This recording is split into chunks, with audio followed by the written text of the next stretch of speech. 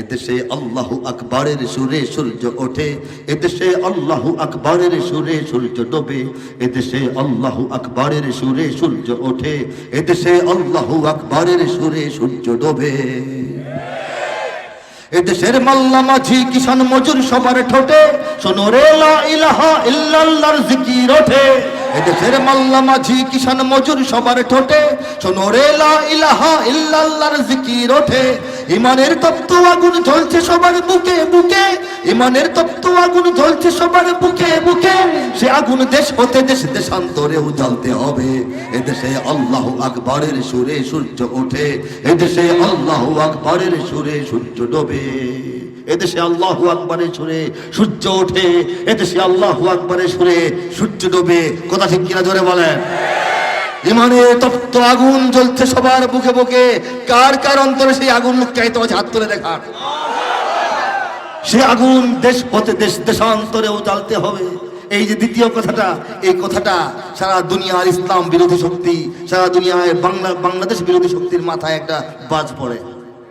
যে দেশের মানুষেরা তারা বলতেছে ইমানের তপ্ত আগুন নাকি তাদের অন্তরে জ্বলে, এতে তারা সন্তুষ্ট নয়। সেই আগুন দেশ হতে দেশ দেশান্তরে তারা জ্বালিয়ে দেওয়ার প্রত্যয় ঘোষণা করেছে। এই যে আমাদের প্রত্যয়, এই যে আমাদের সাহস, এই যে আমাদের আকাঙ্ক্ষা, এই যে আমাদের স্বপ্ন, এই শব্দটাকে, এই স্লোগানটাকে, এই বক্তব্যটাকে, এই মেসেজটাকে ভয় পেয়ে দিল্লি কম্পমান, ওয়াশিংটন কম্পমান, মস্কো কম্পমান, সারা দুনিয়া কম্পমান। কাজেই বাংলাদেশের মানুষ নিজেদেরকে ছোট ভাবলে হবে না। আল্লাহ পাক আমাদেরকে বড় করেছেন, ইসলাম রক্ষার দায়িত্ব দিয়েছেন, ইসলাম প্রতিষ্ঠার দায়িত্ব দিয়েছেন। শুধুমাত্র ইসলাম প্রতিষ্ঠার জন্য এই বাংলাদেশের জমিনকে আল্লাহ পাক নির্ণয় করেছেন, নির্ণীত করেছেন। এর প্রমাণ হলো বাংলাদেশের এই অজস্র কোটি কোটি মুসলমানদের এই সাজানো বাগান, যেটা হওয়ার কথা ছিল না। আরব থেকে দূরে, রাসূল থেকে পরে, তিন দিকে কোনো মুসলিম দেশ নাই, এখানে কেন মুসলমানদের এই জোয়ার? ঠিক কিনা? এদেশের পথে ঘাটে, এদেশের বাজার হাটে, এদেশের এদেশের এদেশের এদেশের এদেশের গঞ্জে গ্রামে খোদার নামের তাসবিহ হাতে কত পীর আউলিয়াদের অশ্রু ঝরে গভীর রাতে। এদেশের গঞ্জে গ্রামে খোদার নামের তাসবিহ হাতে কত পীর আউলিয়াদের অশ্রু ঝরে গভীর রাতে। যে দেশের সন্তানেরা মক্তবে যায় কোরআন বুকে, যে দেশের সন্তানেরা মক্তবে যায় কোরআন বুকে, সে দেশে আল কোরআনের শাসন কায়েম করতে হবে। এদেশে আল্লাহু আকবরের সুরে সূর্য ওঠে, এদেশে আল্লাহু আকবরের সুরে সূর্য ডোবে। সঙ্গে গাইতে পারবেন?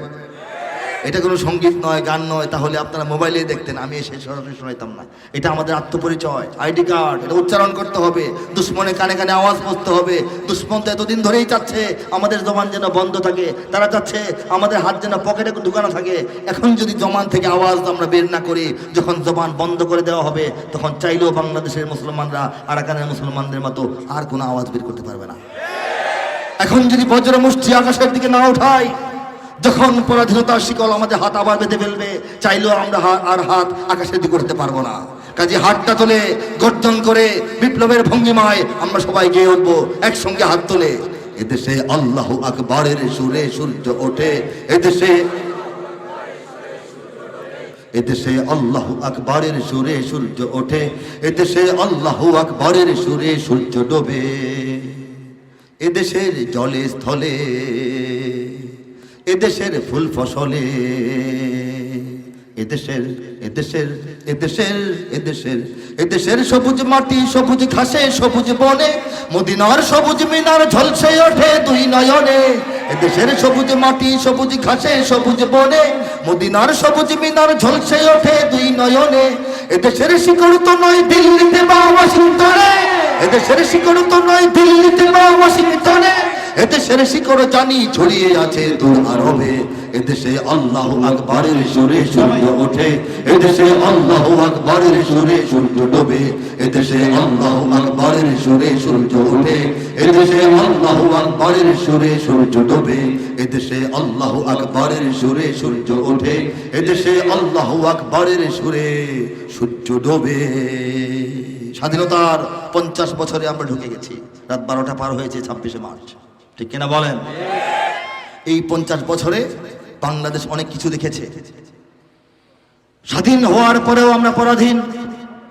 আমাদের রাজনীতি, আমাদের অর্থনীতি, আমাদের সংস্কৃতি, আমাদের পট পরিবর্তন, আমাদের সরকার গঠন, সরকার পতন সবকিছুর উপর বিদেশিদের হস্তক্ষেপ থাকে। ঠিক কিনা জোরে বলেন, ভয় পান নাকি? সবকিছুতে 50 বছর ধরে বিদেশিদের হস্তক্ষেপ থাকে, ঠিক কিনা? এরপর সীমান্তে গুলি চলে, পানির ন্যায্য হিস্সা আমাদেরকে দেওয়া হয় না, জোর জবরদস্তি করে ঠকিয়ে আমাদেরকে ট্রানজিট নিয়ে যাওয়া হয়। বিদেশি গোয়েন্দা বিভাগ বাংলাদেশে তৎপর থাকে সব সময়। বিদেশি অবৈধ নাগরিকেরা বাংলাদেশের বিভিন্ন কর্মক্ষেত্রের উচ্চ উচ্চ পোস্টে চাকরি করে, ঠিক কিনা বলেন? বাংলাদেশ, এদেশের শ্রমিকেরা, এদেশের খেতে খাওয়া মানুষেরা, এদেশের উন্নত মেধা যারা আছেন সারা দুনিয়ায় ছড়িয়ে ছিটিয়ে থেকে কাজকর্ম করে পায়ের ঘাম মাথায় ফেলে যে অর্থ বাংলাদেশে ঢোকান, সেই অর্থের চাইতে বেশি অর্থ শুধুমাত্র একটি রাষ্ট্র বাংলাদেশ থেকে বছরে নিয়ে যায়, ঠিক কিনা? আওয়াজ দিয়ে বলে। তারা আমাদের নির্বাচনকে প্রভাবিত করে, ভোটাধিকার হরণ করে, বাংলাদেশের ইসলামকে তারা দমে রাখতে চায়, বাংলাদেশের আলেম ওলামাকে তারা নিয়ন্ত্রণ করতে চায়, বাংলাদেশের শিক্ষা থেকে, সংস্কৃতি থেকে ইসলামকে দূর করে দিতে চায়, বাংলাদেশের জাতীয় বিদ্যাপীঠগুলোতে নাস্তিকতার আগ্রাসনে গিলে ফেলতে চায়, ঠিক কিনা বলে? আমরা স্বাধীন হয়েও পরাধীনতার শিকল এখনো সম্পূর্ণরূপে ভাঙতে পারে নাই। দ্বিতীয় আসেন, সুশাসনের অভাবে আমরা ভুগছি। সুশাসন বাংলাদেশে নাই, দুঃশাসন, দুঃশাসন, দুঃশাসন, স্বৈরশাসন, স্বৈরশাসন, স্বৈরশাসন। এই দুঃশাসন এবং স্বৈরশাসনের এই ইয়েতে পড়ে, পাল্লায় পড়ে বাংলাদেশের মানুষ এখন বিতৃষ্ণ হয়ে হতাশায় নিমজ্জিত হয়ে যাচ্ছে, ঠিক কিনা বলে? উন্নয়ন, টেকসই উন্নয়ন নাই, স্বচ্ছ উন্নয়ন নাই, জবাবদিহিতামূলক উন্নয়ন নাই। 1000 কোটি টাকা এনে 100 কোটি টাকার কাজ করা হয়, বাকি 99 কোটি টাকা মেরে দেওয়া হয়। এই অবস্থায় আমাদের উন্নয়ন চলছে। বাংলাদেশের সমসাময়িক স্বাধীন যে রাষ্ট্রগুলি পৃথিবীতে, তারা আরো অনেক আগেই বাংলাদেশের থেকে অনেক বেশি অগ্রসর হয়ে গেছে, অর্থনৈতিক ভিত্তি প্রতিষ্ঠা করে ফেলেছে। সারা দুনিয়ায় তারা একটি গ্রহণযোগ্য পাওয়ার হিসেবে নিজেদেরকে প্রতিপন্ন করতে পেরেছে। বাংলাদেশ এখনো পারে নাই, ঠিক কিনা জোরে বলেন? ন্যায় বিচার থেকে আমরা বঞ্চিত, ন্যায় বিচার আমরা পাই না। বিচারের বিলম্বিতা, বিচারের দীর্ঘসূত্রিতা এবং এই দলীয় দৃষ্টিকোণ থেকে, আত্মীয়তার দৃষ্টিকোণ থেকে বিচার ব্যবস্থা, প্রতিপক্ষকে ঘায়েল করার জন্য বিচারিক ব্যবস্থা বাংলাদেশেরকে তছনছ করে দিচ্ছে। বাংলাদেশের মানুষ বিচার থেকে বঞ্চিত হচ্ছে, ঠিক কিনা বলেন? গণ অধিকার আমরা পাই না।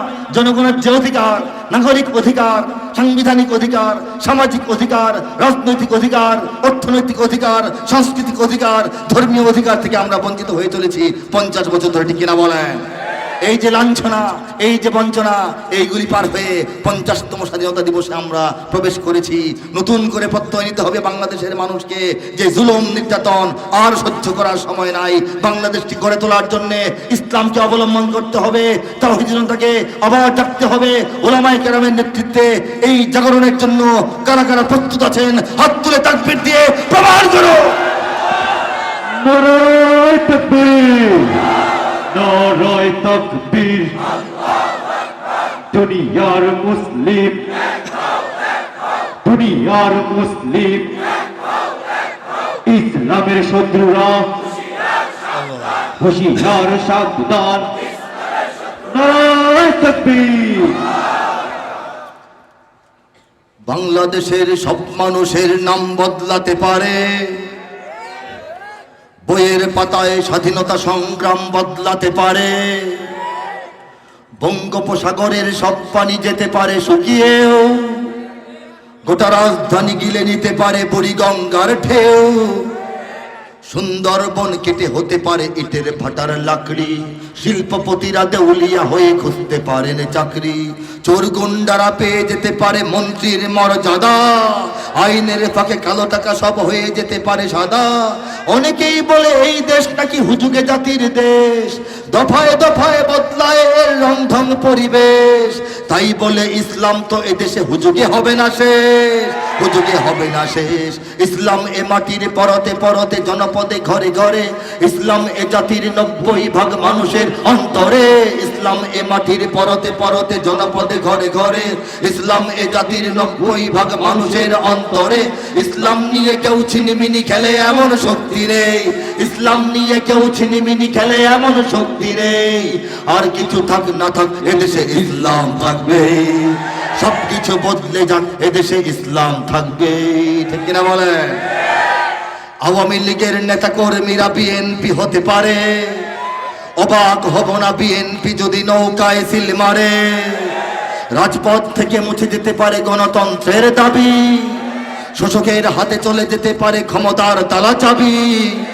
স্বার্থের হাত নাড়তেও পারে আইনের কলকাঠি, আবার রক্তে লাল হতে পারে আমার দেশের মাটি। ক্লাইভের সাথে হতে পারে ফের মির্জাফরের সন্ধি, বিদ্রোহী কবি হতে পারে ফের লৌহ কপাটে বন্দি। এই বীরদের মাটি, বীরদের ঘাঁটি, শহীদের বাংলায় জনতার ভোটে কিবা ভোট লুটে যেই যাক ক্ষমতায়, নস্তে নাবুদ হয়ে যাবে যদি ইসলাম ভুলে যায়, ইসলাম ভুলে যায়। ইসলাম এ মাটির পরতে পরতে জনপদে ঘরে ঘরে, ইসলাম এ জাতির 90% মানুষের অন্তরে। ইসলাম এ জাতির পরতে পরতে জনপদে ঘরে ঘরে, ইসলাম এ জাতির 90% মানুষের অন্তরে। ইসলাম নিয়ে কেউ ছিনিমিনি খেলে এমন শক্তি নেই, ইসলাম নিয়ে কেউ ছিনিমিনি খেলে এমন শক্তি নেই। আর কিছু থাক না থাক এদেশে ইসলাম থাকবে, সবকিছু বদলে যাক এদেশে ইসলাম থাকবে। ঠিক কিনা? ঠিক কিনা জোরে বলে? ইসলাম থাকবে, কারণ এই বাংলাদেশে এত আলেম দুনিয়ার কোথাও নাই, এই বাংলাদেশে এত হাফেজ দুনিয়ার কোথাও নাই, এত মসজিদ দুনিয়ার কোথাও নাই, এত আজান দুনিয়ার কোথাও নাই, এত মিনার দুনিয়ার কোথাও নাই। এই বাংলাদেশের মতো তরতাজা ইমানের বাগান দুনিয়ার কোথাও আপাতত দেখা যায় না। কাজে বাংলাদেশের মানুষের দায়িত্ব আছে। এই দেশ তো সেই দেশ, দুশ্মনদের জেনে রাখা উচিত। এই দেশ তো সেই দেশ যেখানে সমস্ত রকমের যানবাহন বন্ধ করে দেওয়ার পর, সমস্ত বাহিনী রাস্তায় নামানোর পর, সবকিছু নিষেধাজ্ঞার আওতায় নিয়ে আসার পরও ইমানের ডাকে সাড়া দেওয়ার জন্য বাংলাদেশের লক্ষ লক্ষ মুসলমান রাতের অন্ধকারের বিভীষিকা ভেদ করে শাপলা চত্বরে গিয়ে হাজির হয়। ঠিক কিনা জোরে বলে? কাজেই যেসব আন্দোলন বাংলাদেশের জমিনে চলেছে, চলছে, চলছিল, কোনো আন্দোলন নিভে যাবে না, থেমে যাবে না, মরে যাবে না। ঠিক কিনা জোরে বলেন? কারণ হলো রব্বুল আলামিন বাংলাদেশের তাকদীর ঠিক করে ফেলেছেন। এখানে ইসলাম প্রতিষ্ঠিত হবে, অনেক ষড়যন্ত্র হবে, কিন্তু টিকবে না। ঠিক কিনা জোরে বলেন?